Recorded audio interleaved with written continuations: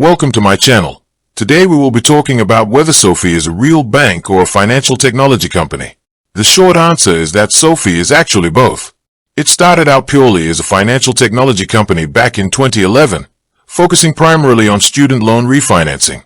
For many years, it operated just like other fintech apps, partnering with traditional legacy banks behind the scenes to offer financial products to its users.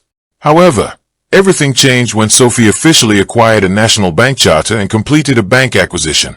Because of this regulatory shift, SoFi Bank, National Association, operates as a legal, regulated financial institution.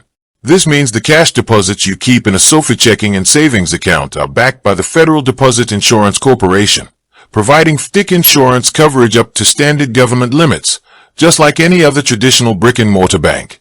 At the same time, SoFi never abandoned its tech roots. It still functions heavily as a fintech company because of its heavy reliance on digital infrastructure. SoFi operates entirely online and through a mobile app with 0 physical branch locations.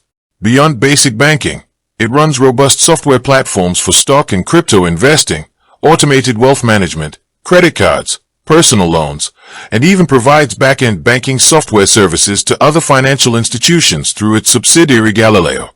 So, while it uses cutting-edge mobile technology and app-first features typical of a fintech startup, it holds a real bank charter. Your money is held at an FDIC-insured institution, giving you the security of a traditional bank combined with the modern user experience of a financial technology platform. With that being said, thank you for watching. For more finance videos, kindly check my page. Please like, share, comment and subscribe to my channel. Thank you.